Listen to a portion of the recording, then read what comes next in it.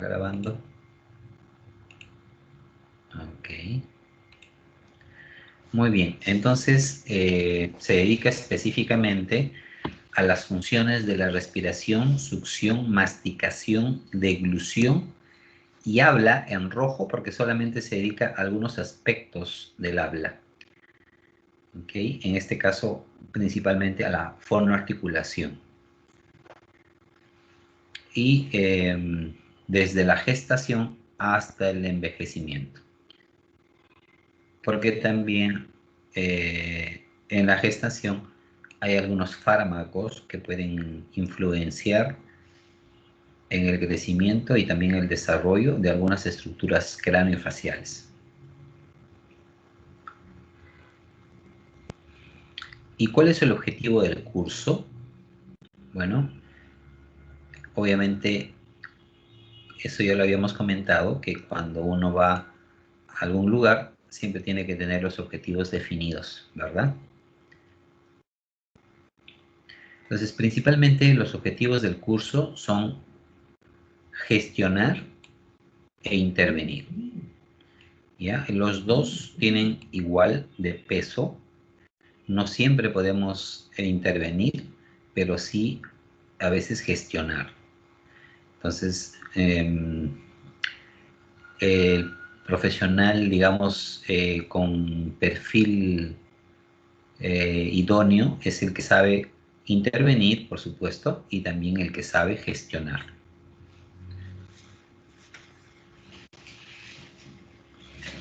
Pregunta, ¿quién creen ustedes que sea el cabeza o la cabeza del equipo multidisciplinario?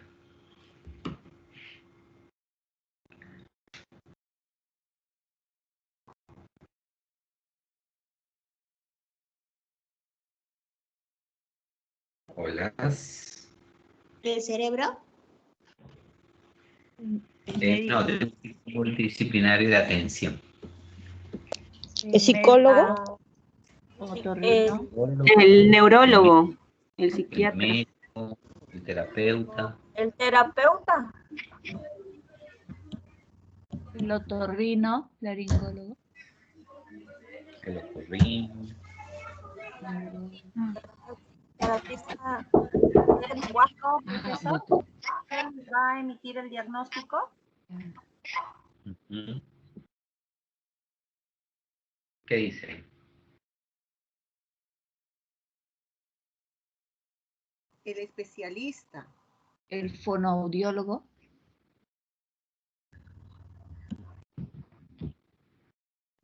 No, miren, en diversas instituciones hay protocolos, por supuesto, ¿verdad? Jerárquicos, pero no necesariamente eso indica quién es el cabeza del equipo. Entonces, El líder, profesor. El líder. Porque generalmente no todo claro.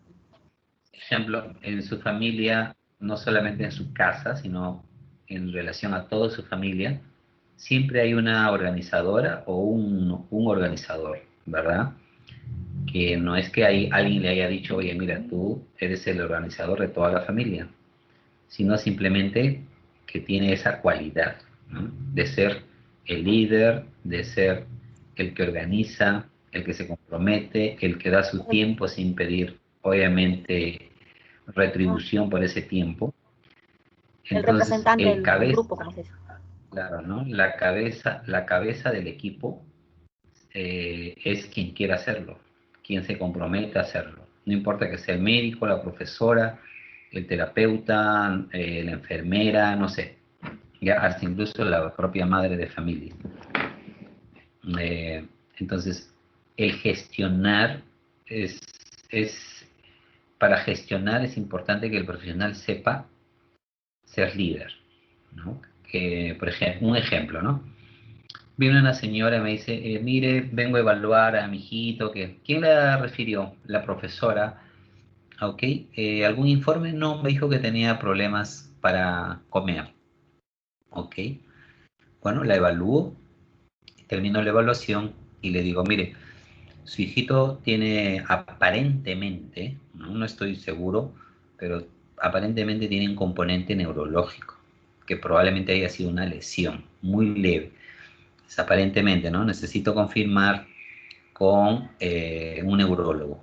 Así que le voy a hacer una evaluación, termino la evaluación, llamo al neurólogo, que es un amigo mío, y luego le voy a pasar el informe de todo lo que estoy haciendo, y usted va a ir a hablar con él, y luego probablemente él le va a decir el diagnóstico definitivo, y vamos a poder empezar el tratamiento. ¿Ok? Entonces la señora dice, muy bien, terminó de evaluar, llamo al médico, le digo, doctor, ¿cómo está? Mira, tengo un paciente, se llama así, la mamá se llama tal, acabo de terminar la evaluación y he encontrado esto, le adjunto el informe escrito a su WhatsApp, doc, por favor, para que lo vea, y le va a llamar de mi parte. Ah, encantado, Iván, claro que sí, que me llame. Entonces, bueno, llama a la paciente, le dice el doctor, bueno, señora, no se preocupe, ya hace todo su hijito, venga tal día, lo voy a evaluar. Lo evalúa y le da el diagnóstico definitivo y le dice, bueno, sí, efectivamente lo que sospechaba Iván, o de repente tal vez no era lo que sospechaba, afortunadamente, entonces debe tratarse de otra cosa. Entonces, bueno, ok, llegamos a un diagnóstico un poco más claro, y si no me queda claro, probablemente lo siga derivando hasta que estemos seguros de lo que es, ¿no? Entonces, una vez que estemos seguros, le digo a la señora, bueno, señora, ahora sí, tenemos el diagnóstico exacto y sabemos lo que vamos a hacer. Eso es digamos, lo que pasa en muchos lugares, y también pasa lo contrario, que es que llegue el paciente, señora, ¿cómo está? Lo evalúa, bueno, señora, me parece que hay algo más. Así que vaya a, no sé, un centro, una clínica, un hospital, o bueno, ¿no? A una clínica conocida que donde hay buenos neurólogos, y ahí le van a decir probablemente que su hijito tiene algo más. Entonces la señora se va a la clínica y el neurólogo dice, buena señora, sí, ¿quién la ha derivado a usted? Una terapeuta, una especialista. ¿Y qué le ha dicho? Que mi hijito probablemente tenga una lesión. ¿Y tiene alguna evaluación? ¿Algún documento que yo pueda ver para ver el examen? No. Tal persona en tal lugar. Ah, ok. Bueno. Entonces el neurólogo evalúa, si encuentra algo, bueno, igual se queda ahí y se va con el diagnóstico. Y si no encuentra nada, peor, ¿no? Entonces, en el segundo caso, o sea, la falta de compromiso y de comunicación prácticamente perjudica al paciente, ¿ya? Que es lo que es más importante, ¿no? Entonces, ya el caso más severo sería pues que ni siquiera te hayas dado cuenta de que hay un compromiso neurológico, ¿no? Entonces, gestionar involucra saber un poco de todo en realidad. No para hacer intrusismo, sino para poder derivar, que es parte del tratamiento, es parte de la intervención, el saber derivar. Porque si no sabes derivar, también hay, como dice, negligencia por omisión, ¿no? Se pasó por tus manos y no te diste cuenta, o te diste cuenta y no lo derivaste. Entonces, eso también es negligencia por omisión. ¿Okay? Porque cuando yo veo, por ejemplo, un niñito que tiene frenillo lingual corto y tiene 12 años, 13 años, yo estoy seguro que ese niño ha pasado por pediatra, ha pasado por un médico general, ha pasado por una enfermera, ha pasado por un odontólogo, por una profesora, en fin, ¿verdad? Pero sobre todo los de salud. Entonces, ¿qué pasó, no? ¿Qué pasó? ¿Por qué no ha sido derivado a cirugía? Porque no necesitas ser un especialista para saber cuestiones básicas para derivar a cirugía a un paciente, ¿no? O por lo menos a una segunda opinión. Por eso es que hay muchas complicaciones cuando el niño ya llega a tener más de 7, 8 años con frenillo lingual corto, no solamente en el habla, sino también problemas de sueño, problemas de desarrollo craneofacial, entre otras cosas que poco a poco se están descubriendo. Entonces, y bueno, entonces es tan importantísimo eso, ¿ya? Eso quiero que les quede claro. Obviamente, principalmente les voy a enseñar cómo intervenir, pero la gestión va de la mano, ¿ya? Va de la mano. Yo tengo que saber un poco de todo para poder tener clarísimo qué es lo que el paciente tiene, ¿no? Si no sería como carrera de caballo, ¿no? Solo veo de frente y no veo los lados. Ok, muy bien. Entonces, no se olviden de esos dos objetivos que lo vamos a ver durante todo el curso. Para situarnos un poquito en lo que vamos a estudiar, por cuestiones didácticas, se hace una limitación y organización y también definición de los componentes del sistema estomatognático, que no es otra cosa que anatómicamente se llama cabeza y cuello, sino que ustedes saben que sistema quiere decir que son partes que funcionan como un todo, ¿verdad? Y en realidad es así. Estas divisiones que se hacen, pues se hacen por cuestiones didácticas, pero en realidad todas las articulaciones que tenemos de las vértebras, que tenemos de los sistemas y de otros subsistemas, en general trabajan en conjunto. Y entender esto, pues nos da muchas luces de cómo es que debemos entender después la patología y después la evaluación, ¿no? Y eso es algo también importantísimo que no se deben olvidar. Para evaluar hay dos requisitos. Primero, debo saber la fisiología y segundo, la alteración. Porque si yo no sé la alteración, o perdón, si no sé la fisiología, lo normal, lo funcional, entonces yo no puedo reconocer lo patológico, lo alterado. Es como si yo les dijera, a ver, vamos a evaluar la marcha en los niños. Y seguramente que el 80% o 90% tiene un tipo de marcha. Y un 10% o tal vez un poco menos tiene una marcha diferente. Entonces, ¿cuándo es diferente y cuándo es patológico? ¿No? Entonces, cuando yo observo esa marcha, digo, ok, la mayoría tiene este patrón, pero hay un 10% que no. Y esto está alterado. Entonces yo me tengo que preguntar, ¿qué dice la evidencia de lo alterado, ¿no? ¿Cuándo consideramos que es alterado? Lo que es atípico, lo que es diferente, no es alterado. Todos, por ejemplo, tenemos una forma de comer. Y si ustedes ven a alguien en el restaurante que, no sé, mastiga con la boca abierta, pues bueno, ¿no? Eso está alterado realmente, porque alterado es cuando la función, digamos, ya no es sana, ¿no? Por ejemplo, la masticación. ¿Cuál es la finalidad de la masticación? Bueno, triturar el alimento para que la deglución sea segura. Entonces, si yo le pregunto a esa persona, señor, disculpe, usted que mastica con la boca abierta, ¿usted tiene problemas para deglutir? No. ¿Gastrointestinales? Tampoco. Soy sano. ¿Por qué me pregunta eso? Entonces, bueno, o sea, pero es un ejemplo, ¿no? O sea, ¿qué es alterado? ¿Y qué es atípico? ¿Y qué es funcional, no? Entonces, por eso es que muchas veces no nos guiamos del término normal, sino de lo que es funcional, porque todos los seres humanos somos diferentes. Cada ser humano es diferente en todo sentido. Entonces, y la evidencia lo dice, ¿no? Digamos que uno de los hitos importantes para la educación, también para la salud, es saber entender eso, que somos diferentes, cada uno con diferente fisiología y diferentes necesidades, por supuesto.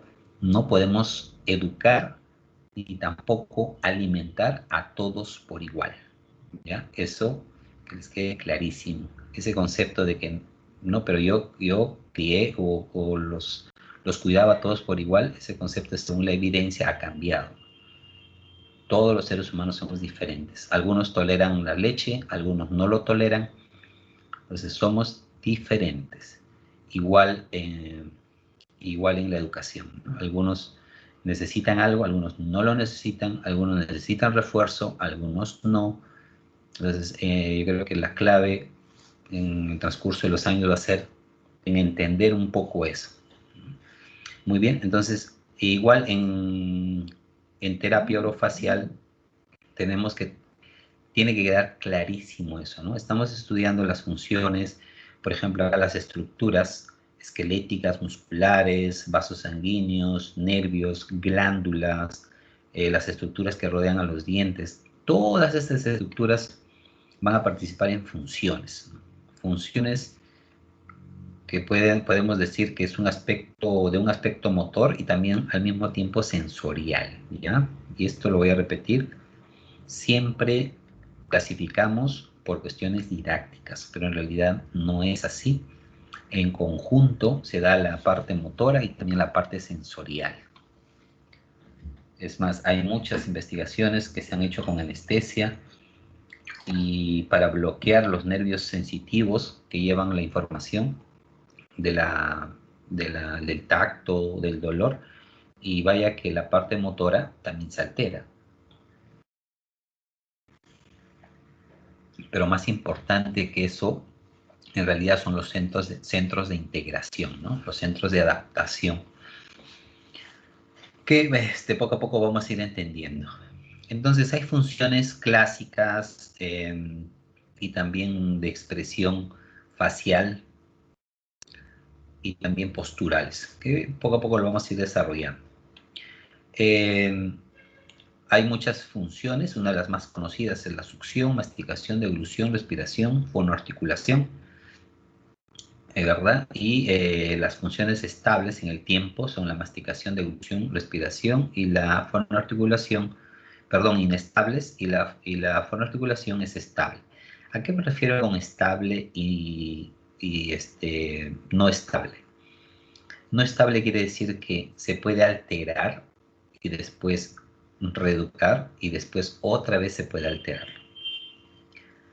Mientras que la fonoarticulación o el habla normalmente no suele pasar con eso, ¿no? No suele pasar eso. Y es que la fonoarticulación tiene involucrada a otras áreas que no son netamente lingüísticas, sino también cognitivas. Mientras que la respiración tiene un lado reflejo, automático y también voluntario, al igual que la deglución, la masticación es automática, y bueno, la succión solo es un proceso, ¿verdad? Entonces, la fonoarticulación, si un niño tiene problemas para hablar y luego es reeducado, ya no va a volver a tener otros problemas, salvo pues que se lesione el sistema nervioso o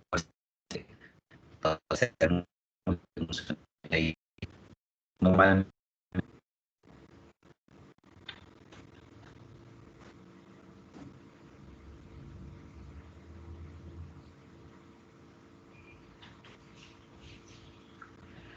Muy bien. Después vamos a ver esto de la dentición. Entonces, miren, vamos a ver una de las primeras, que es la succión. La succión empieza intraútero, como podemos observar aquí. Perdón, se va.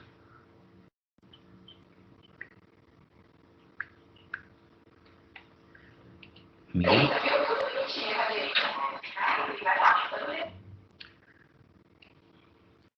¿Pueden ver cómo se chupa el bebé el dedo?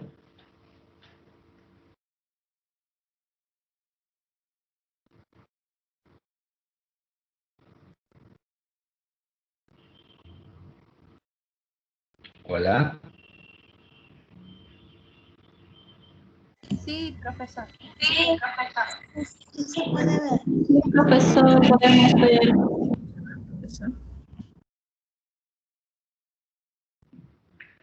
Se puede ver cómo se está chupando el dedo, ¿verdad? Sí, también se ve, ¿verdad? Sí, profesor. Sí, sí se mira. Sí, sí se ve.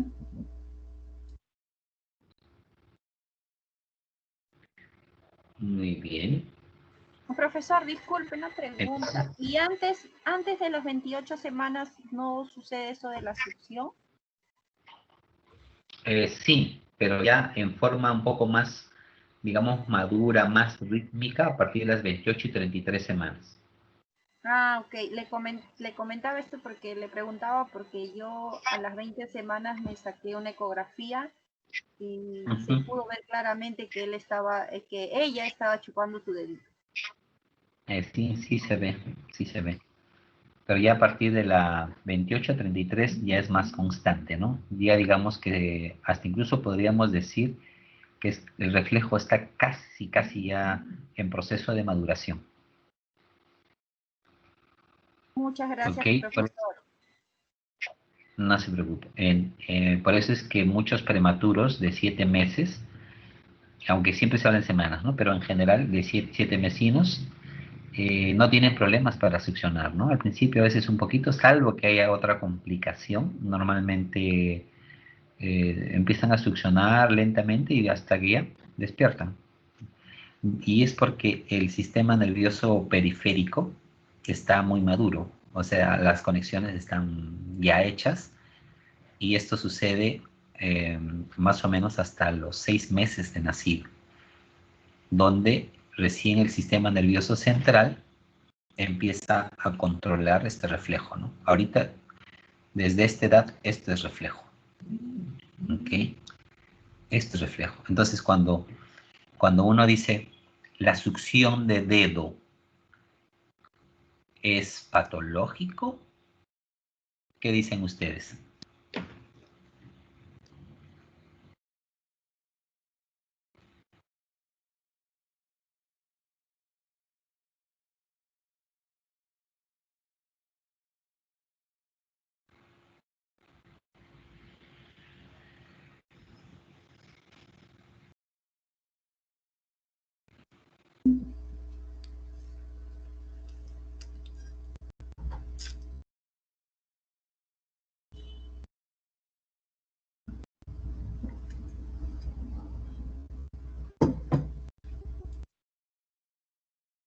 Hola.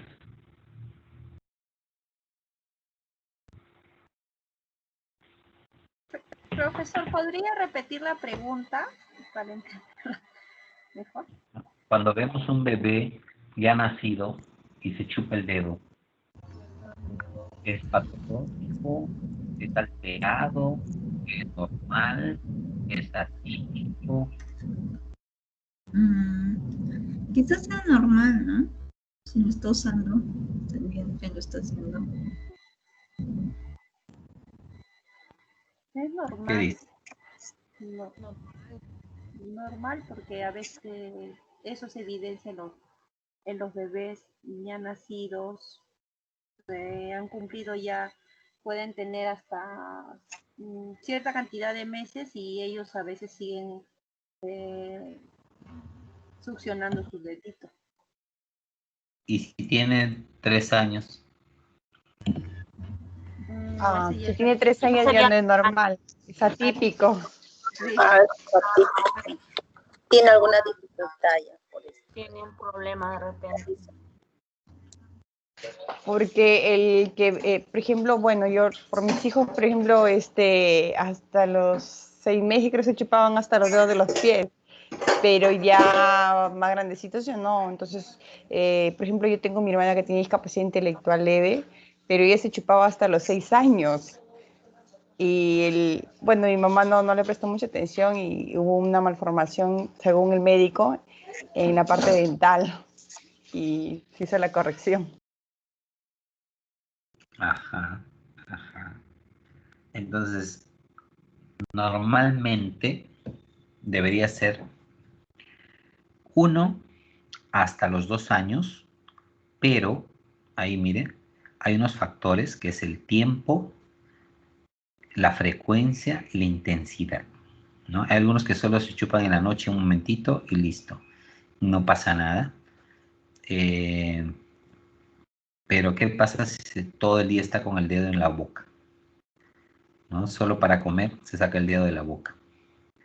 Y todo el tiempo, con el dedo, pasan los 2 años y probablemente se puede hacer hábito. Y ahora, dependiendo del empuje que le haga con el dedito, puede deformar la arcada superior, porque empuja literalmente, ¿no? Ustedes saben que los huesos crecen por fuerzas, tanto funcionales como también externas.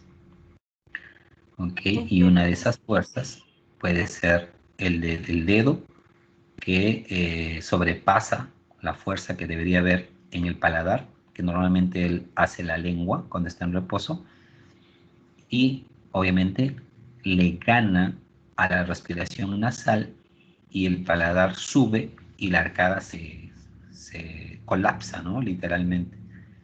Sí, algo quería decir.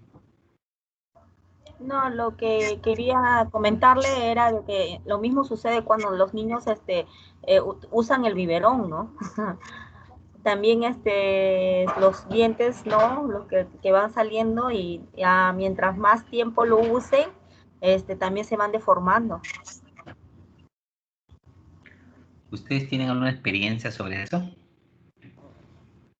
Bueno, yo tengo mis sobrinos que ellos tienen, por su trabajo, dos años, mi hermana por trabajo, pues ella hasta ahora le sigue dando, son mellizos, ¿no? O sea, hasta ahora le sigue dando los biberones y pues sí, sus dientes se les van,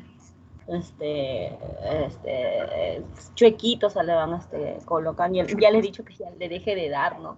Que ya tienen que usar las tazas, pero a veces todo es por enseñanza, ¿no? Y a veces ya por el tiempo no lo realiza. ¿Qué edad tiene? 2 años y 2 años y medio, exactamente. Bueno, habría que ver eso, ¿ah? Porque hay estudios, después vamos a ver eso, sobre el biberón, ¿no? Ajá. Pero de hecho que sí, ¿no? Tiene que ver mucho el tiempo, intensidad y frecuencia. No todos los niños que han tomado biberón, por ejemplo, hasta los 2 años, tienen maloclusiones, tal vez porque no lo han usado todo el tiempo, sino solamente con los líquidos o a veces en las mañanas, en las noches. Entonces no es suficiente como para acarrear un problema de crecimiento. Tiene que ser muy intenso y frecuente, ¿verdad? Y que tiene que ser mucho tiempo. Estamos hablando de más de 3 años en adelante. Entonces ahí podría ser, ¿no? Un factor. Y a veces sumado a la función genética, o sea, todos somos genéticamente diferentes, ¿no? Es claro que algunos tienen mejor crecimiento óseo que otras personas, entonces si eres débil genéticamente y sumado a algunos factores, entonces obviamente una maloclusión se puede instalar. Entonces una maloclusión es multifactorial, ¿no? No es una sola causa. Generalmente es multifactorial, generalmente.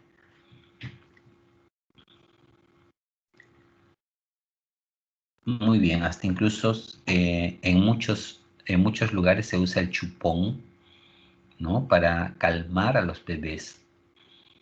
Hasta incluso, bueno, acá no lo tengo, pero hay mucha evidencia de que para la muerte súbita el chupón es muy importante, ¿no? Puede ayudar a evitar la muerte súbita. Ya de por sí, pues aparentemente las causas son que una inmaduración, ¿no? En el tema de la faringe, laringe y esófago. Entonces el bebé de pronto de la noche a la mañana amanece muerto, sobre todo en algunas posiciones. Y hay alguna evidencia de que los chupones pueden ayudar, porque el chupón, mal o bien, hace que el niño haga un poco de ejercicio y ese ejercicio puede ayudar a madurar, eso sí, definitivamente el sistema nervioso de protección.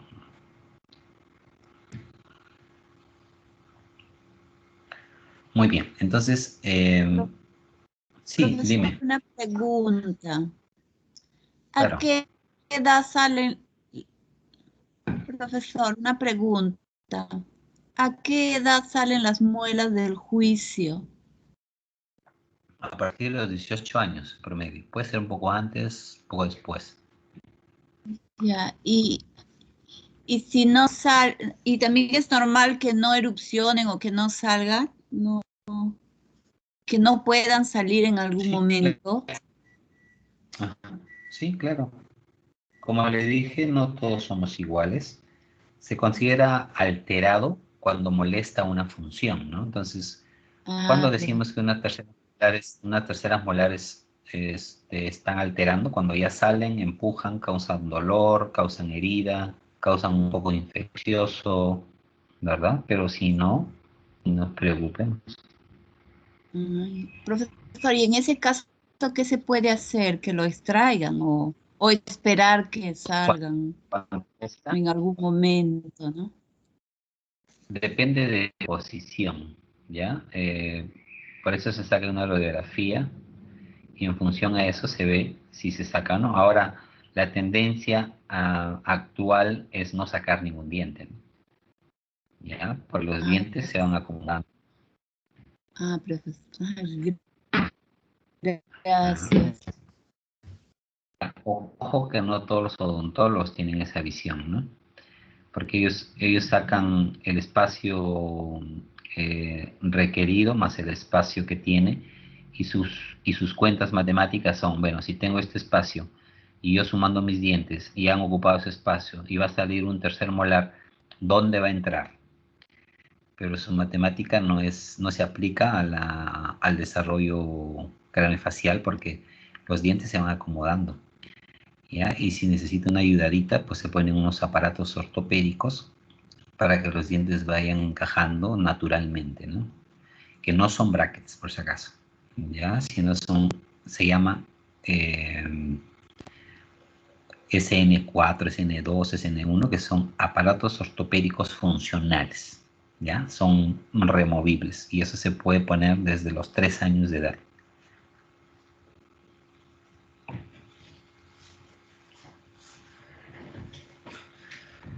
Muy bien, entonces de 0 a 3 años en promedio, ¿ok?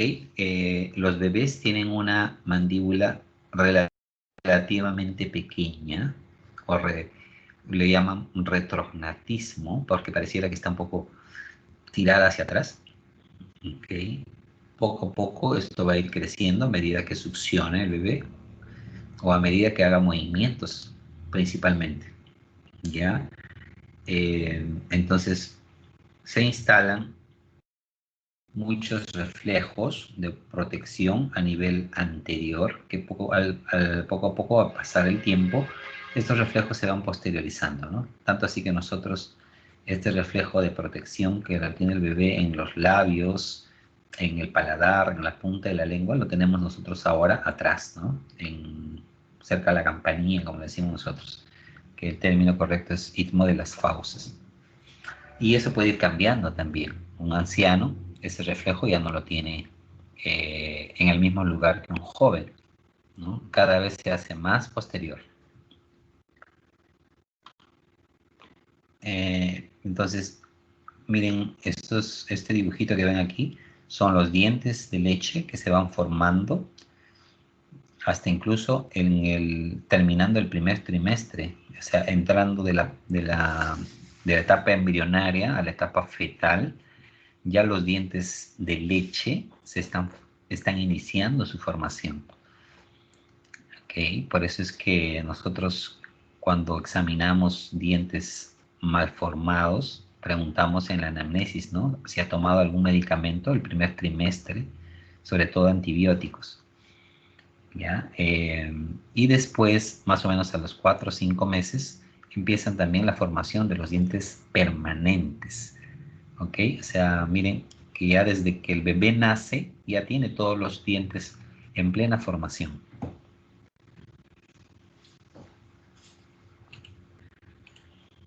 Entonces la succión tiene muchas características y por supuesto el bebé está diseñado, estamos hablando de un bebé sano, ¿verdad?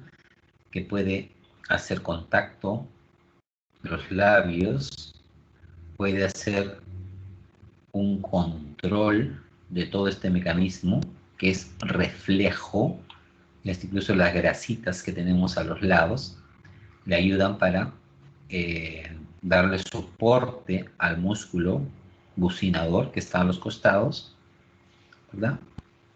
Y la respiración también, que se da al mismo tiempo, respiración-succión. Respiración, miren, se junta la lengua con el velo del paladar para jalar, se produce como un vacío, una presión negativa, se llama eso, que es la presión que, más o menos para que se den una idea, cuando ustedes tienen una jeringa y tapan la apertura, jalan el émbolo y se regresa, ¿verdad? Entonces, esa presión negativa también es apoyada por la lengua. ¿Bien? La lengua presiona al pezón de la madre y esa fuerza del vacío se llama presión negativa. Entonces, en síntesis, hay dos fuerzas que hacen que la succión se lleve a cabo. Es la presión de la lengua y la presión negativa intraoral.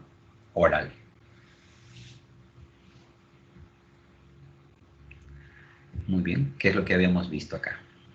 ¿Verdad? El reflejo de búsqueda es un reflejo que también está asociado al reflejo de succión.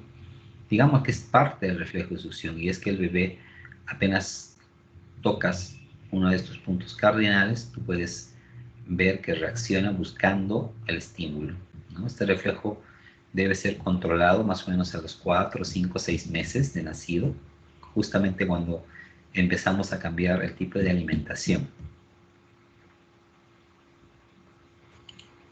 Acá tenemos a un bebé succionando el seno de la madre.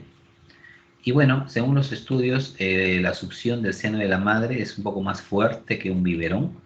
Así que esto podría atribuirse a que el succión del pezón de la madre puede generar mayor aposición y reabsorción ósea. No hay estudios en humanos, se han hecho en ratones y se ha visto eso, ¿no? Pero no hay estudios en humanos, solamente hay estudios retrospectivos.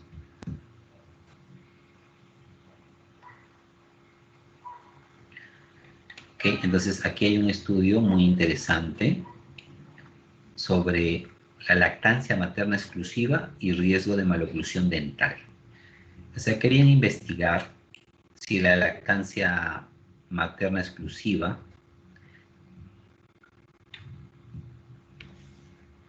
influenciaba sobre la oclusión y lo contrario, ¿no? ¿Qué pasaba si un niño no lacta?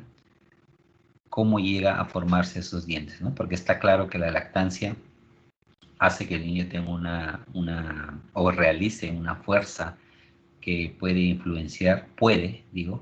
directamente influenciar sobre el desarrollo craneofacial. Les digo puede porque, como les repito, los estudios se han hecho en ratas, ¿no? Principalmente.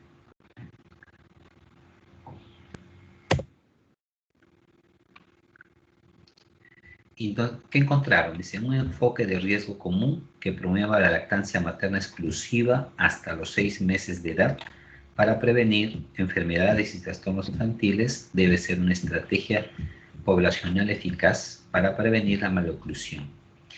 Entonces, en los resultados se encontraron alguna prevalencia mayor de maloclusiones, un poco más elevadas en niños que han succionado el pezón de su madre, ¿verdad? Por lo menos hasta los 6 meses y otros que no. A pesar que los resultados no han sido muy diferentes, ¿ya? Pero había una diferencia, ¿no? Por supuesto.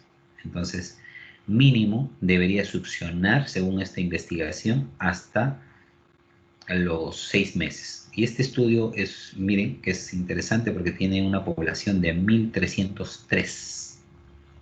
¿Okay? 1.303.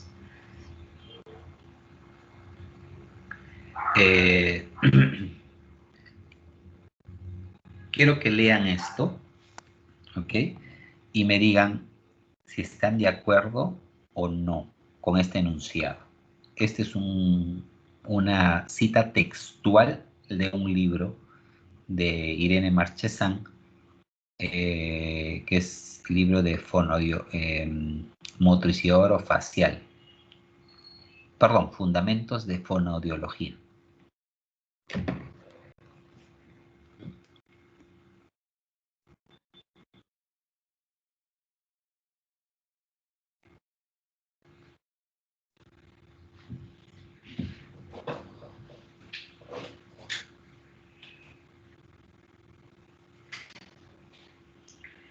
No se peleen por participar.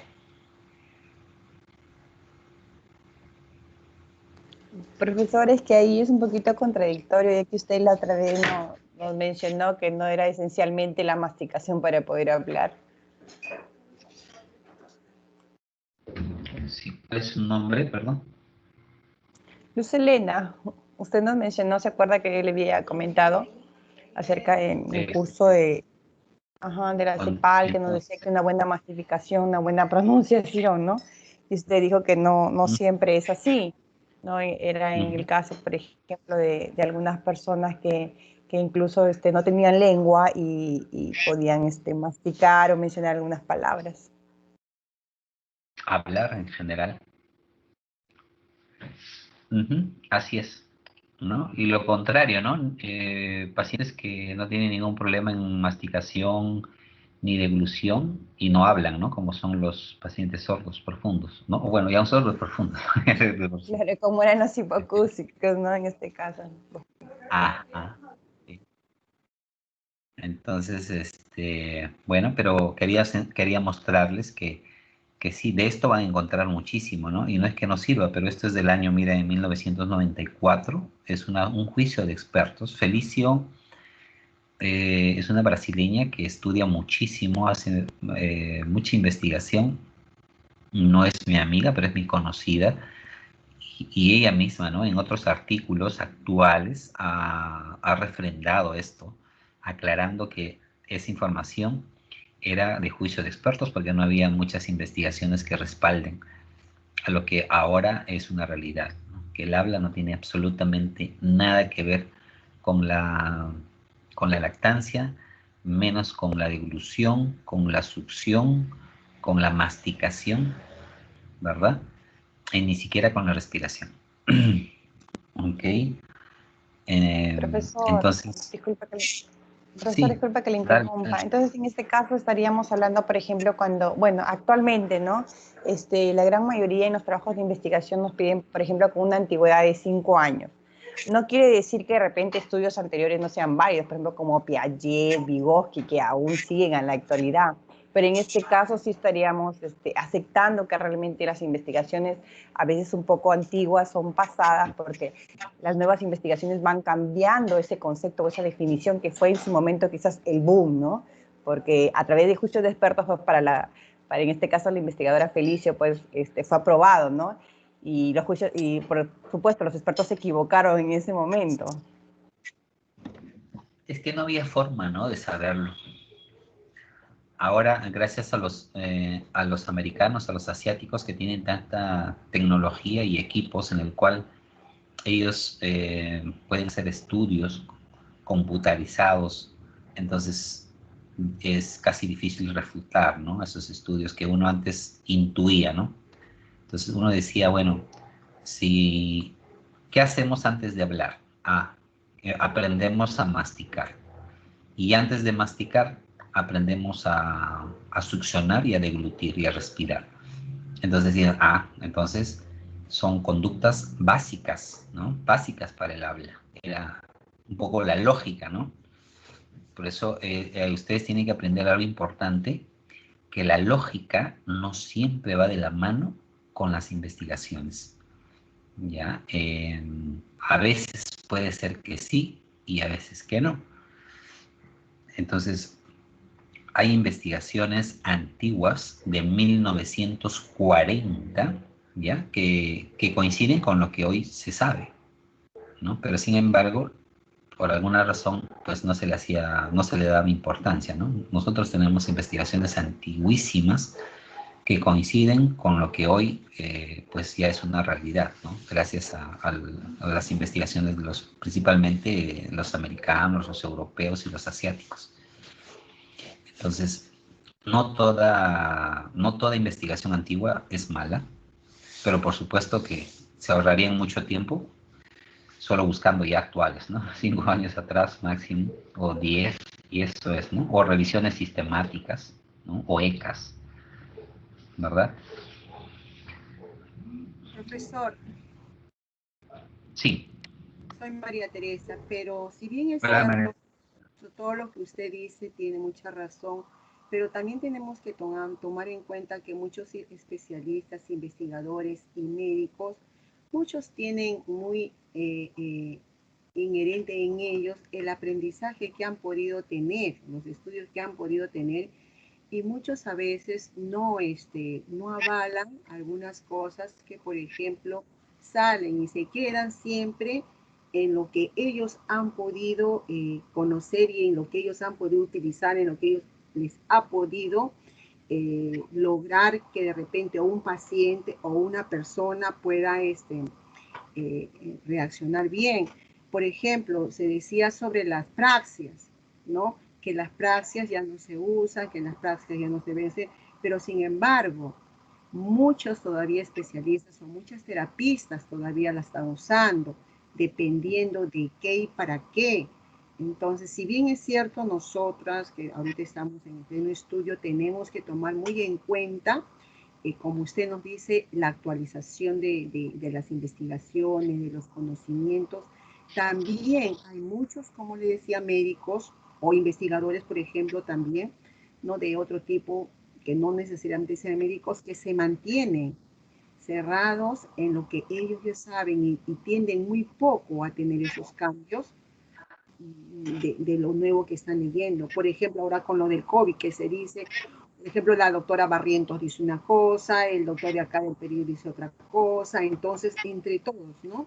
Entonces, al final salen nuevas investigaciones, pero aún saliendo, el otro discrepa del otro, ¿no? Entonces, eso es lo que quería decir, maestro.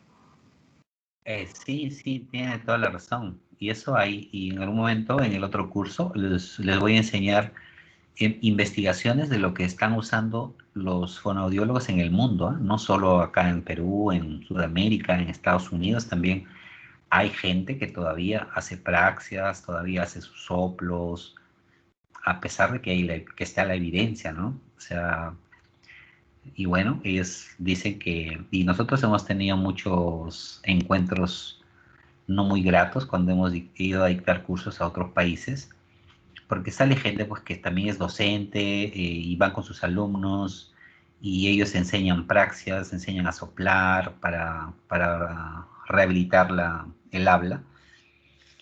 Y esto no es que, por eso siempre trato de no dar una opinión, ¿no? Sino basarme en las evidencias fuertes, ¿no? No en la evidencia, sino en las evidencias con buen nivel, digamos, como de primer nivel o segundo nivel, como una revisión sistemática, ¿no? O un ECA, porque de investigaciones hay muchísimas, ¿ya? Y nosotros tuvimos, les cuento un inconveniente cuando hicimos un curso en Colombia y se paró un colombiano que era muy referente en el área, había escrito muchos artículos y se paró y un poco hasta molesto, ¿no? Y nos decía lo que usted nos dice, ¿no? Que a él le funcionaba sus praxias, ¿no? A él le funcionaba sus ejercicios de soplo. Y él hasta incluso tenía artículos publicados, no en revistas, pero sí en la revista de su universidad y en Google. Entonces, el único detalle es que todas sus publicaciones, después lo revisamos, eran serie de casos. O sea, no había grupo control, ¿verdad? La investigación era muy general, las evaluaciones no eran estandarizadas, porque en una investigación uno tiene que poner exactamente todo. ¿Cuántos ejercicios hizo de esto? ¿Cuántos de lo otro? Si fueron 30 días, 60 días, cuántas veces al día, todos esos detalles, ¿no? La población, qué tipo de población era, si era ciego, si sabía el paciente, si el que aplicaba sabía o no sabía. Entonces, todo eso hace crecer el sesgo, ¿no? O sea, el sesgo, la confiabilidad del estudio.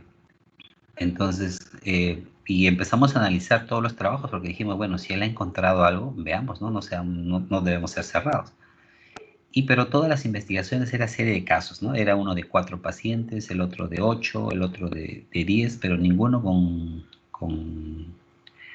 un equipo, con un grupo control, y tampoco estaba publicado en ninguna revista, ¿no? Digamos, de relevancia, porque ahí son muy juiciosos y muy exigentes para recibir una investigación. ¿Ok? Entonces, y sí, va a haber mucha gente que aunque ha estado en los cursos que hemos dictado, aún así lo sigue haciendo. Eso ya es una elección, ¿no? Pero tenemos que tender como profesionales a la investigación, ¿no? A la fuente más confiable. Obviamente, pues puede haber, no lo sé, en algún momento errores al admitir trabajos también. Pues claro que sí, ¿no? O sea, no es un sistema perfecto, pero yo confío, por ejemplo, muchísimo en las revisiones sistemáticas de la Cochrane Collaboration, que es una institución que tiene miles, ¿no?, de revisores en todo el mundo y tiene todo un sistema de calificación. Entonces, cuando es una revisión sistemática de la Cochrane Collaboration, por ejemplo, la evidencia es muy fuerte, ¿no? Es muy fuerte. Entonces, ya refutar a una revisión sistemática, pues tendría que analizarse, ¿no? Bueno, hasta ahora no he visto el caso, ¿no? O un ECA a doble ciego en una institución importante.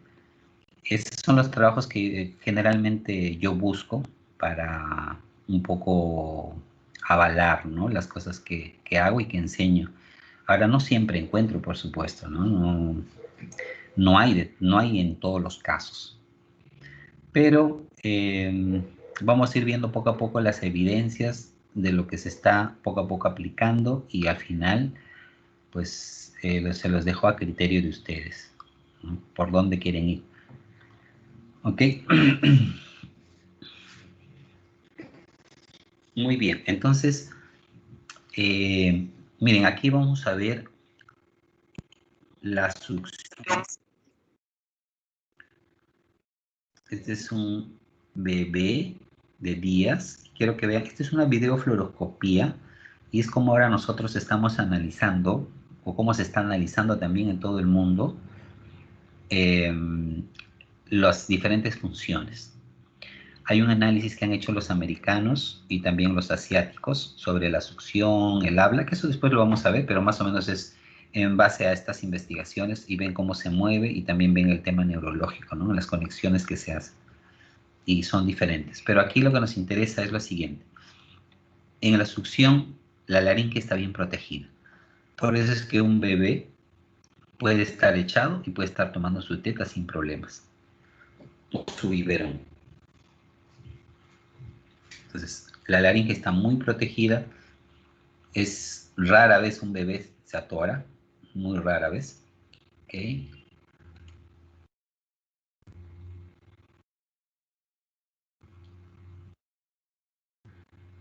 Y poco a poco, más o menos a partir de los 7, 8 meses, esta laringe se va agrandando y va también bajando.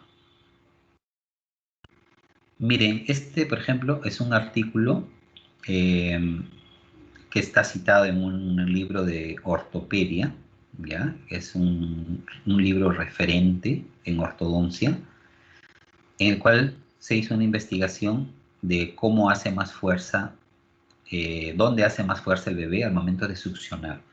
Se comparó el seno de la madre, un chupón normal y un chupón ortodóntico. Y bueno, los resultados ahí están. El seno de la madre, por supuesto, esto se hizo con electromiografía, ¿ya? Entonces, según la electromiografía, reportó mayor actividad de los músculos en el amamantamiento, seguido de un chupón ortodóntico y finalmente de un pico común, ¿no? No en todos los músculos en general, ¿ok? Pero en algunos.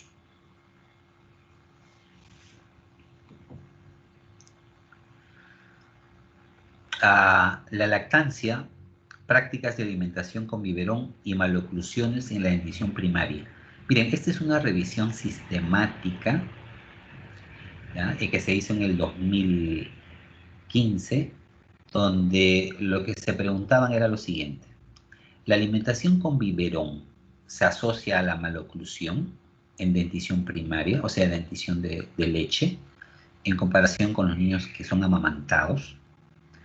¿No? Y eso es lo que preguntaba, ¿no? La alimentación con biberón versus el seno de la madre realmente puede ocasionar maloclusiones. Si por alguna razón no se le pudo dar, digamos, directamente el pezón, que puede ser por una infección de la madre, puede ser porque no tuvo leche, por N factores, ¿no? Entonces, las conclusiones, miren, es que la evidencia científica no pudo confirmar un tipo específico de maloclusión asociado a los hábitos de alimentación o a un tiempo de acceso abierto adecuado de la lactancia para beneficiar a los niños contra la maloclusión. O sea, no está claro, y miren, esta es una investigación que se hizo más o menos una revisión desde el 2008, se revisaron 2.300 trabajos, si no me equivoco, de los cuales solo pasaron tres ECAs y no quedó claro, ¿no? Entonces, es para considerarlo. Aquí hay otro estudio muy interesante, también es una revisión sistemática y un poco también de metaanálisis, alguna análisis de los resultados, y querían ver el efecto de la lactancia en las maloclusiones. O sea, vamos a ver acá. Concluyeron que la lactancia materna disminuye el riesgo de maloclusiones, pero revisando los resultados, ¿okay? Donde principalmente evaluaron el overjet, el overbite, o sea, la discrepancia de los dientes, no fueron muy significativas, ¿ya? Lo que todo apunta es que, como les comenté al inicio, las maloclusiones son multifactoriales, ¿verdad? Si hay un bebé, por ejemplo, que genéticamente es muy fuerte, pero a pesar de que no haber succionado del seno de su madre, solamente ha sido alimentado con biberón, probablemente la maloclusión que él tenga sea muy leve. Pero si tenemos el caso de un bebé que genéticamente a nivel de desarrollo craniofacial o de actividad musculoesquelética es débil, y no ha succionado el pezón de su madre, donde eso podría ser un factor que estimule el crecimiento, y es digamos que alimentado solo con biberón, podría aumentar el riesgo de la maloclusión. ¿Ok?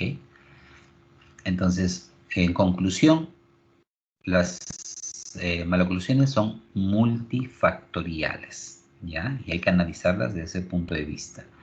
Está el factor genético, que es muy fuerte, por eso es que nos parecemos mucho a nuestros padres por fuera y por dentro.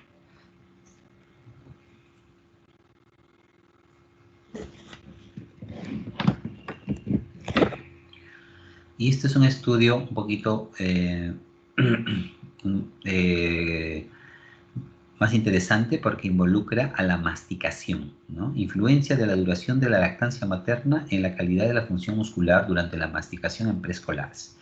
Se querían saber que si los que habían lactado más tiempo tenían mejor función masticatoria.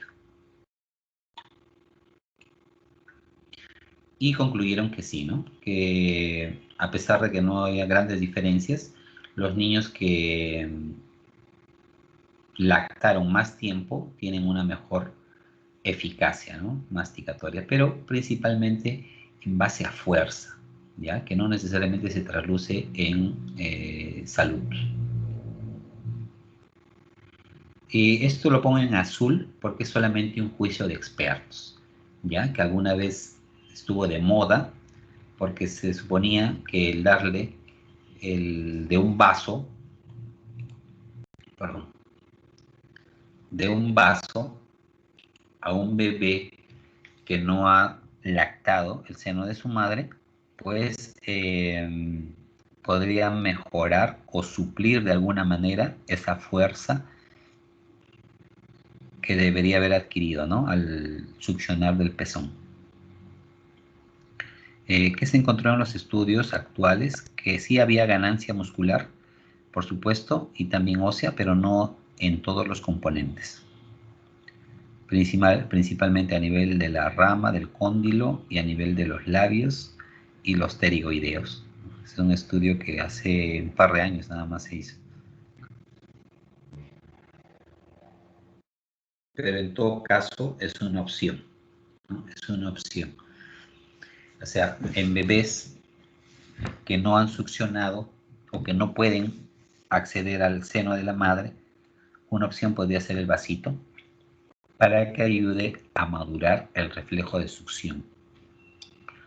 Ahora, después nos preguntamos, porque yo también trabajaba en el hospital con bebés, en neonatología, y muchos nos preguntábamos si el bebé se acostumbra al vaso, porque puede pasar que la madre está infectada y no puede lactar, entonces, bueno, le damos el vaso, pero ¿qué pasa cuando otra vez pongamos el pezón de la madre en la boca del niño? Tal vez lo rechace. Bueno, empezamos a buscar investigaciones y encontramos esto. ¿Qué pasaba si un niño que no ha lactado del pezón de la madre es alimentado con biberón o vaso? Se acostumbran y luego pueden rechazar el pezón de la madre. Esa era nuestra pregunta, lo que queríamos saber.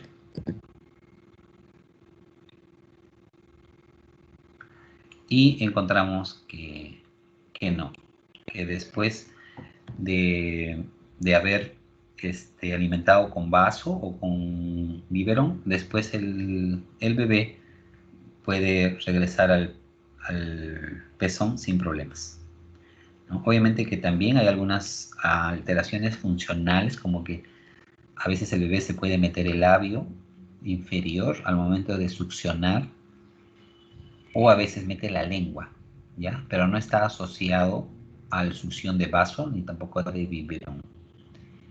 Esa puede ser más por una mala técnica, ¿ya? De la madre, que se puede corregir fácilmente, solamente observando.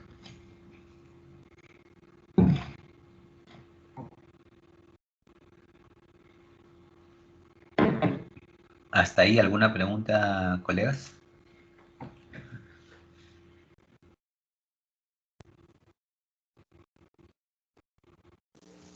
No, profesor, estaríamos claro, porque si bien es cierto, por ejemplo, cuando el bebé, pues, lacta, digámosle, del pecho de la madre, todos los músculos, tanto del rostro como las manitos, o sea, estaría agarrando fuerza, porque en el momento de succionar también pone su manito, ¿no? Y hace como ejercicio, digámosle así, por eso que de repente es importante también la lactancia materna, sobre todo más que el biberón. Sí, ¿no? Según la OMS, se supone que la lactancia debe ser hasta los 2 años por un tema inmunológico más que de desarrollo craneofacial. En todo caso, las investigaciones apuntan a que por lo menos debería ser 6 meses por un tema de crecimiento craneofacial. Y bueno, hasta el año o 2 años ya por un tema inmunológico, ¿no? Porque a los 6 meses ya viene la lactancia, que es el cambio de alimentación, y con el cambio de alimentación viene, digamos, un estímulo nuevo que puede hacer que el sistema estomatognático vaya madurando, y aquí llamamos maduración. Maduración llamamos cuando empieza a adaptarse, ¿no? Se empieza a adaptar fácilmente a otro tipo de alimento. ¿Ok? Entonces, ¿cuándo es inmaduro? Cuando no se adapta. ¿Cuándo debe, por ejemplo, incluirse alimentos sólidos? A partir de los 7, 8 meses, obviamente no para que lo mastique porque no tiene dientes todavía, pero sí para que pueda sentir la textura y pueda irse adaptando, ¿no? No se olviden que no solamente somos movimiento, sino también sensibilidad, ¿no? Y es que si no se adapta, más adelante puede rechazar tal vez algunos alimentos, ¿no? Y eso pasa muy seguido. Yo tengo muchos niños, bueno, ahora no, ¿no? Por el tema de la pandemia, pero al centro nos llegan muchos niñitos con problemas sensoriales. Sensoriales quiere decir que no aceptan alimentos duros, entre comillas, ¿ya? Duros, si no me refiero a sólidos principalmente, ¿no? En la boca porque les produce arcada. Entonces ahí hay un tema sensorial. ¿Culpa de la madre? No. Antes se pensaba, mira, pero este niño todo le dan licuado. Y si uno se pone a indagar, a veces la madre le da todo licuado porque la prioridad es, por supuesto, la nutrición. Entonces, si mi hijo no quiere comer, yo me tengo que asegurar que esté bien nutrido, ¿no? Porque está en juego no solamente el tema sensorial, sino su vida, ¿no? Entonces, muchas madres por eso optan, bueno, si lo rechaza, bueno, pues yo le sigo dando licuado o aplastado, ¿no? Porque me interesa que se alimente. Entonces vienen niñitos con 4, 5, 6 años que no toleran alimentos sólidos en la boca. Y este es un tema sensorial. Así que esto se puede prever, claro que sí, se puede evaluar en función a hay algunos hitos, ¿no? De la devolución. Y es justamente lo que les decía. Si hay algún retraso que puede haber en los niños, sobre todo con una disfunción del sistema nervioso, como son, por ejemplo, los niñitos, la mayoría, no todos, los niños con síndrome de Down, con retardo mental o con alguna deficiencia intelectual, que ya vienen a veces asociados a también una deficiencia sensorio-motora. Entonces se puede ver que este reflejo de succión puede durar más de 8 meses, incluso hasta el año, 2 años, 3 años. Entonces ahí el trabajo, por supuesto que es muy interesante, ¿no? Porque la idea es tratar de que ese sistema nervioso madure y que tenga, por lo menos funcionalmente, patrones parecidos, ¿no? A lo de un niño sano, ¿no? No vamos a decir a la de todos, sino a la de un niño sano. Muy bien, entonces la deglución es una de las funciones, por supuesto, que se inicia hasta incluso antes de la succión.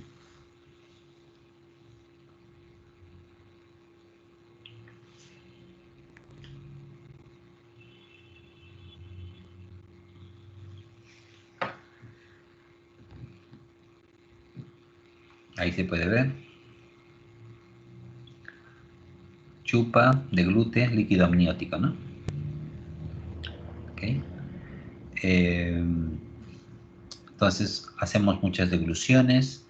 Al día producimos 1,5 litros de saliva en promedio. Y la deglución, después también los vamos a tocar, no se preocupen. Tiene un periodo de maduración y tiene un periodo de adaptación, que lo vamos a ir viendo poco a poco. Vamos a ver la otra función que es importantísima y es la respiración. Miren, la respiración principalmente se realiza a través de la nariz,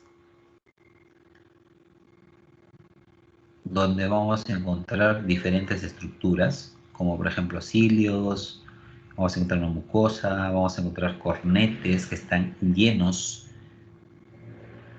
de vasos, que justamente es para calentar el aire que respiramos.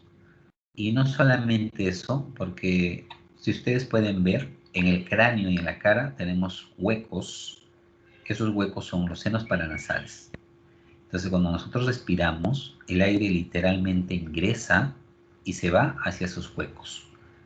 Y ese empuje del aire, ¿ok?, también es un factor que juega a favor del crecimiento craneofacial.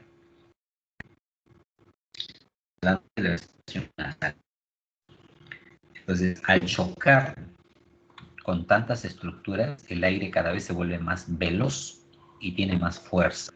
Entonces, es clave para el ser humano que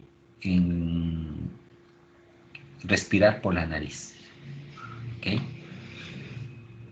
Desde el punto de vista craneofacial. Desde el punto de vista de otros factores, mucho más, que ahora lo vamos a ver. Muy bien, entonces la respiración es una función innata, vital, automática, involuntaria, rítmica y también adaptativa. El objetivo principal es el intercambio, por supuesto, de gases, ¿no?, que ingrese oxígeno y expulsamos el CO2. Entonces, en la inspiración metemos oxígeno y en la expiración expulsamos el CO2. Ahora, también tiene objetivos secundarios, como es producir una energía aerodinámica, haciendo que las cuerdas vocales, ¿okay?, ¿se acuerdan de las cuerdas vocales? Que lo vimos el otro día. ¿Sí? Que era más o menos así. Se abren, se cierran. El aire empuja para que vibre y salga la voz. Y esa voz puede ser hablada o puede ser cantada. ¿Ok? Entonces, la respiración también juega a favor del habla y específicamente, ¿ya?, tengan clarísimo eso, por favor, de la voz. Solo de la voz, ¿ok?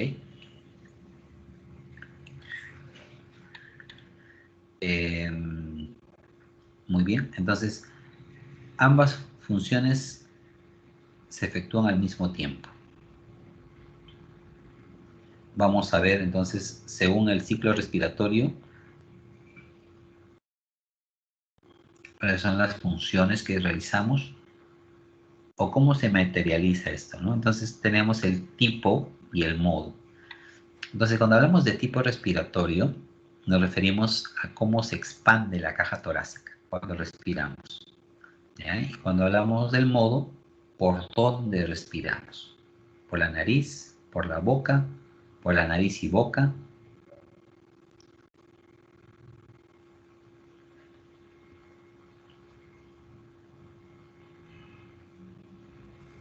Entonces nos interesa mucho el modo.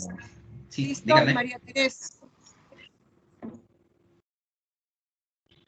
Sí, sí estoy conectada, profesor. Ah, sí estoy conectada.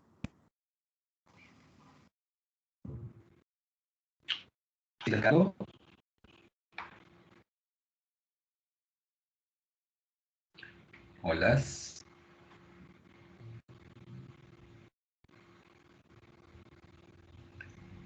Hola. Sí, profe. Profesor, Sí le escuchamos. sí escucho. Sí, le escuchamos, profesor. Bien. Sí le escuchamos. Le escuchamos, profesor. Entonces, para la siguiente clase, delegada, ¿cuántos alumnos somos? 13, profesor. 13. Ya, en la siguiente clase les voy a dar sus temas de exposición. Ya, vamos a tener que tener 6 grupos. Uno de 3, ¿no? No hay forma. Entonces, como les decía, el modo puede ser nasal, oronasal o también oral. Y miren este detalle importante. Cuando la resistencia nasal es aproximadamente de 8 a 20 milímetros de agua, ¿no?, por litro por minuto, entonces, si esos valores aumentan, se instaura una respiración oral. ¿Qué quiere decir esto? Que si yo tengo una obstrucción, y seguramente que les ha pasado en el invierno, que si las fosas nasales están tapadas, entonces, a pesar de que pueden respirar un poco, no es suficiente. Entonces necesitan respirar por la boca, ¿verdad? Sobre todo cuando estás un poco agitado, o si está muy tapado, pues no hay forma, ¿no? Tienes que respirar por la boca. ¿Ok? Entonces, el respirar por la boca, por supuesto, no es un acto fisiológico normal, salvo en algunas condiciones. Entonces, de acuerdo al tipo, hay ciertas características, ¿no?, en bebés, en adultos, y cómo es durante el habla, y cuando forzada nos referimos al ejercicio, ¿ok? Bajarlo, pues. Puedes bajar igual acá. Al ejercicio, ¿No? y cuando nos referimos al modo, a ver si le decimos que apague el micrófono del colega, por favor. Ándate a la sala. De Ándate a la oronasal sala. y algunas veces oral. 5 minutos, ¿ah?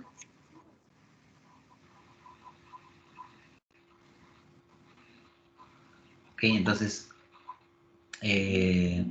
después también vamos a ver estudios sobre esto, ¿no? Pero esto lo vamos a ver ya en el habla. ¿Ok? Ahora vamos a ver solo la función de respiración. La nariz cumple diferentes funciones, ¿ya? Uno es que conduce el aire, ¿verdad? Otro es la filtración, gracias a las vellosidades que tenemos, ahí se quedan todos los microbios. Y gracias a la gran cantidad de vasitos que tenemos ahí en los cornetes, es que podemos calentar el aire que respiramos por la nariz. ¿Ok? Y también podemos humidificar gracias a las glándulas. También podemos producir moco para atrapar los microorganismos o el polvo que ingresa, y este moco luego lo tragamos, ¿ya? Literalmente. Y en el ácido gástrico, que es el infierno, por decirlo así, mata todo, ¿no? Todo lo que ingresa. O sea, ¿todo el tiempo estamos tragando moco? Sí. Todo el tiempo estamos tragando moco. Y también es una actividad antimicrobiana, porque tenemos también defensa, por supuesto, ahí, ¿ya? Y uno de los aspectos importantes es que ahí están las terminaciones, ¿no? Como vemos en el dibujito de uno de los nervios craneales, que es el olfatorio, ¿no? Es el primer par craneal. ¿Y en la fonoarticulación cómo actúa? Bueno, en la fonoarticulación principalmente por la resonancia. Ya saben que tenemos la nariz, la boca. Algunos sonidos salen por la nariz y algunos sonidos por la boca. Entonces, si las fosas nasales están tapadas, sale un sonido medio raro, ¿no? Como que mamá, papá, ¿no? Una resonancia se llama rinolalia cerrada, ¿no? Porque está obstruida. ¿Ok? Y cuando es una rinolalia abierta, cuando por ejemplo hay una fisura, ¿no?, en el paladar y todo el sonido se escapa por ahí. Dice, por ejemplo, dices papá y dice mamá, que es diferente.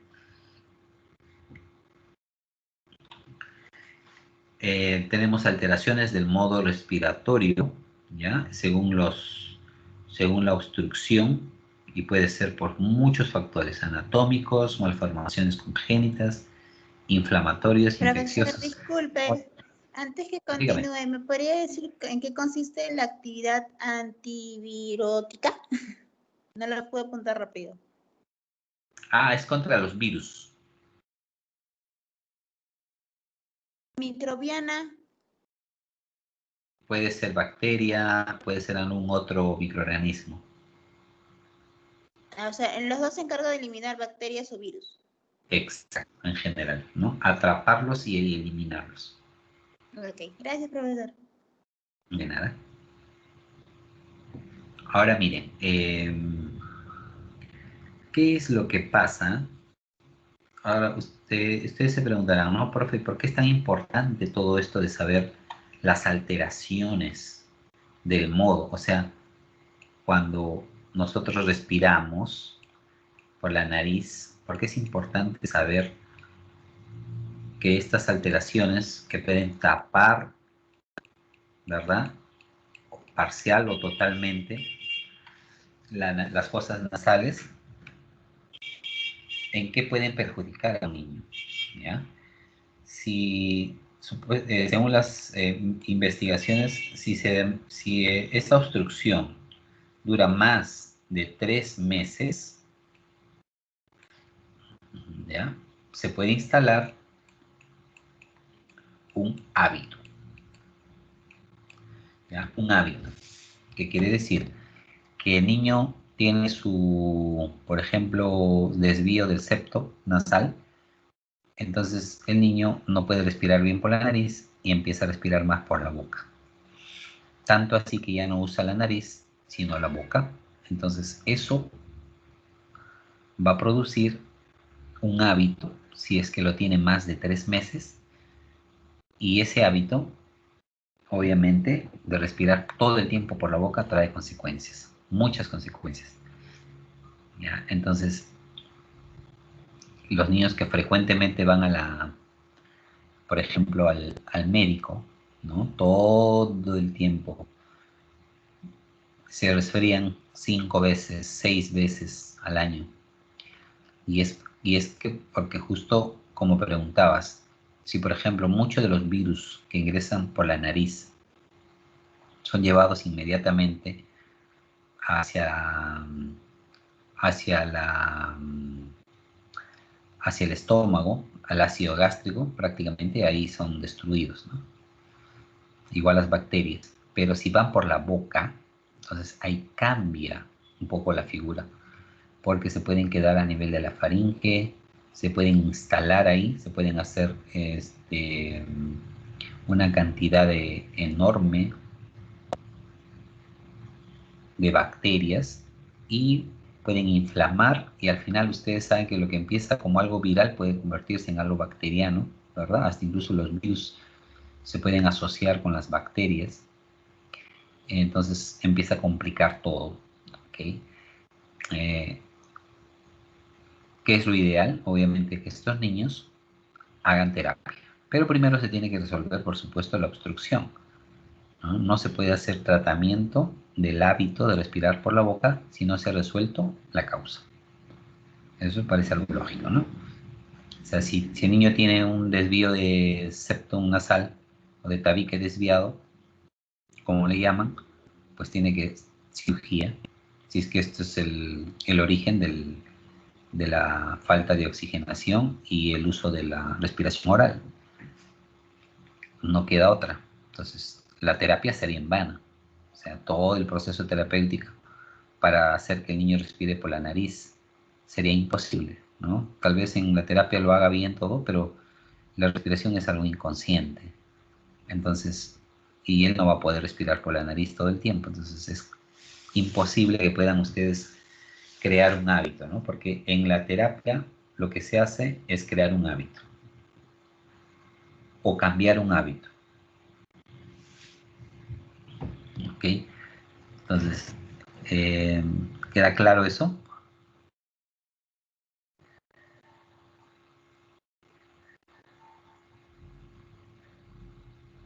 Hola.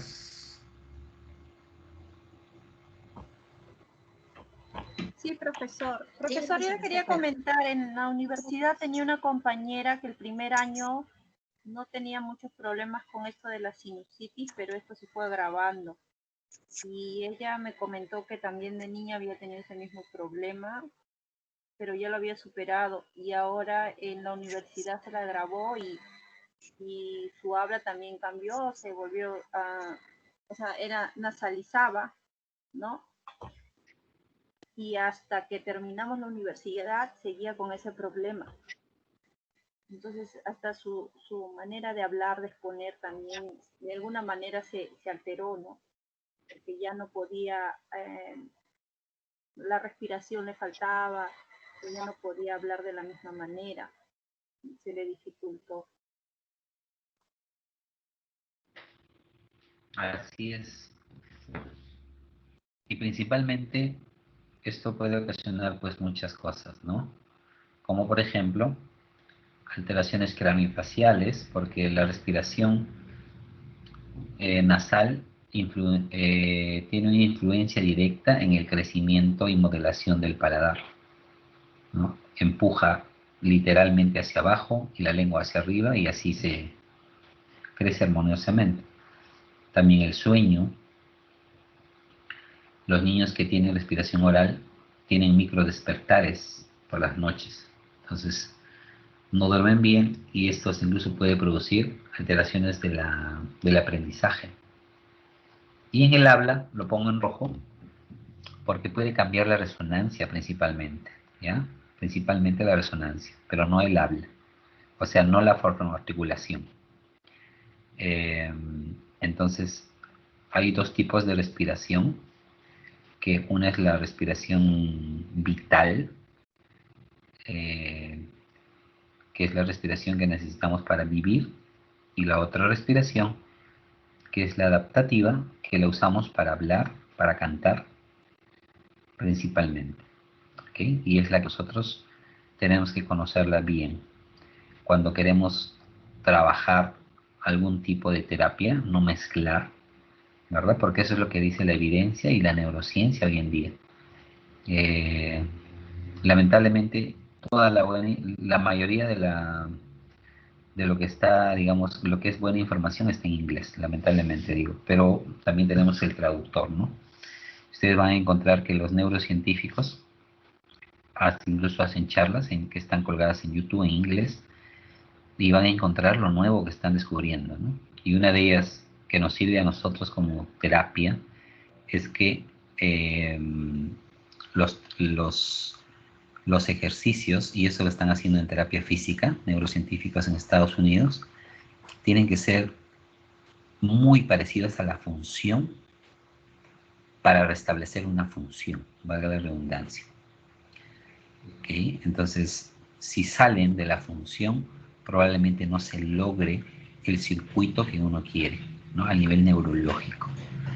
Entonces, eso también respalda, por otro lado, lo que se ha ido descubriendo, ¿no? O sea, si yo trabajo, por ejemplo, ¿no? Se me ocurre, este niño respira por la nariz, perdón, por la boca. Entonces, yo tengo que enseñarle que respire por la nariz. Obviamente que cuando canta, puede ser que respire por la boca, no hay problema, pero normalmente cuando está en estado de reposo, debería respirar por la nariz. Entonces, hay ciertos ejercicios con evidencia científica que ya se hacen para concientizar y automatizar esta respiración en 3 a 4 meses aproximadamente. Estamos hablando de niños regulares, ¿no? Ahora, y está el otro lado, ¿no? De la respiración vital, que eso por supuesto ya tiene que ver con otras áreas.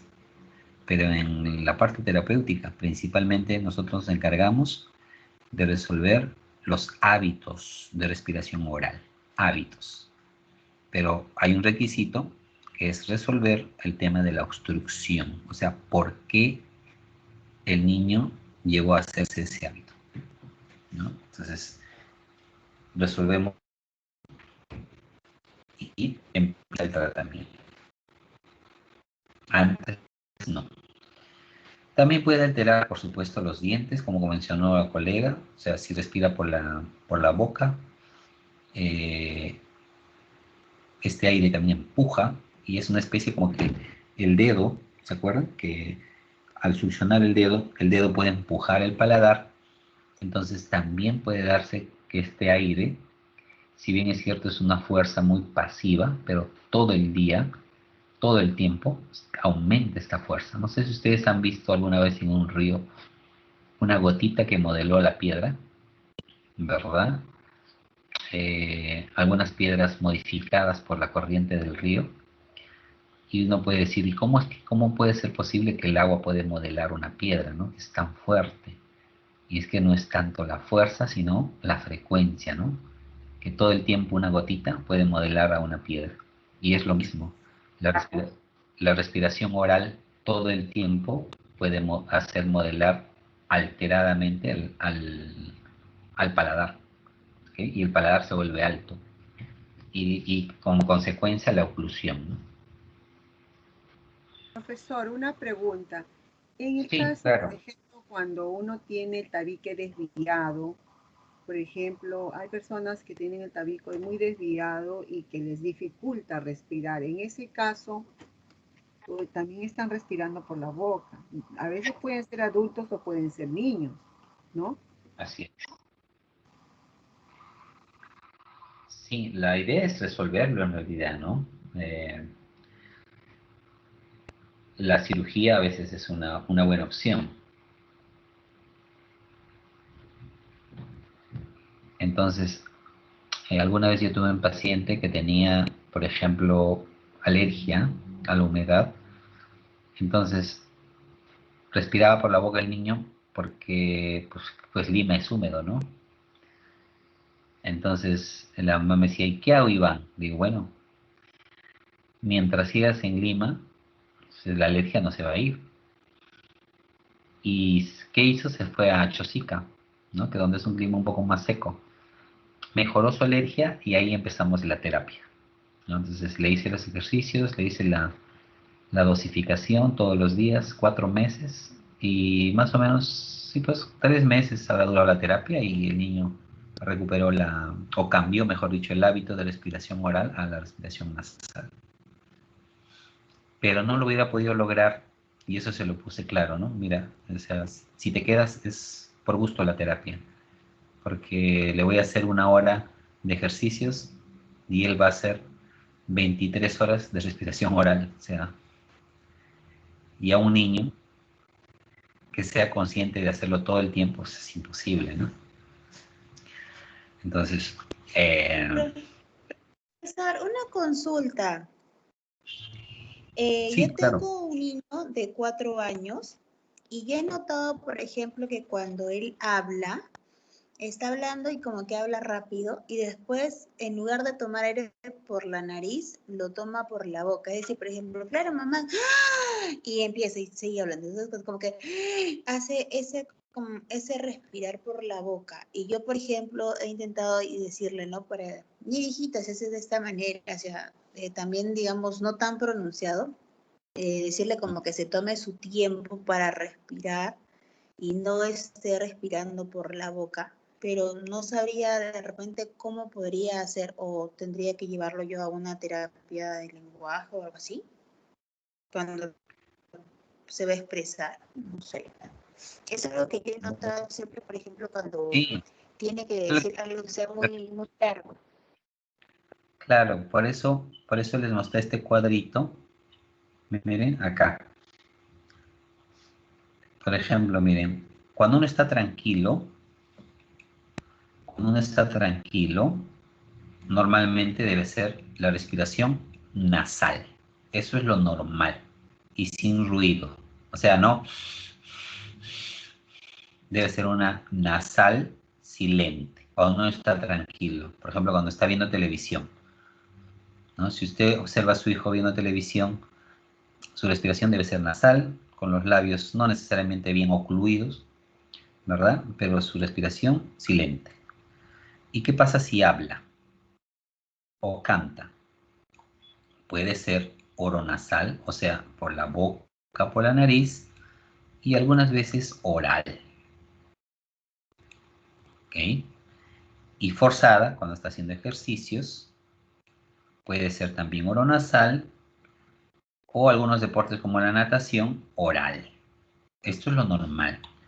O sea que durante el habla, los niños normalmente cuando están agitados o cuando son muy apresurados al hablar, pero no les alcanza el aire por la nariz, tienen que respirar por la boca, ¿verdad? O sea, eso se considera, digamos, que algo normal.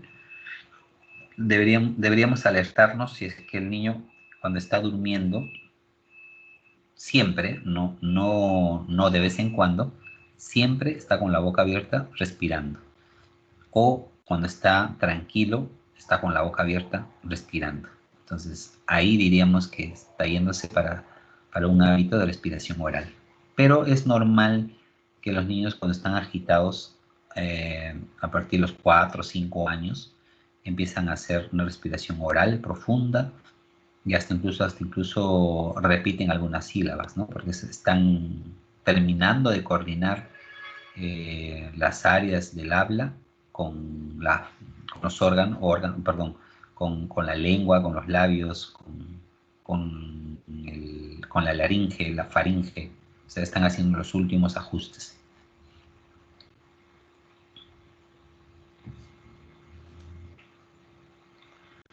Ok, y gracias. Sí, no, y gracias por la pregunta, porque alguna vez cuando terminé de hacer un curso, pues todo el mundo me decía lo que usted me acaba de decir, ¿no? Preocupados que sus hijitos respiraban por la boca, ¿no? Entonces, y justamente se sabe ahora que un niño normalmente puede respirar por la boca, nariz, cuando habla, ¿no? Cuando habla, porque son muy emocionales, ¿no? Bueno, pues ahí, solamente 15 clases hasta ahí. A la siguiente clase les voy a pasar sus temas de exposición, por favor. Y la delegada me hace acordar, porfa, a primera hora me pasan los grupos, ¿ya? Les doy la libertad de escoger sus parejas o que la delegada lo haga a dedo de 2 y un grupo de 3, ¿ok?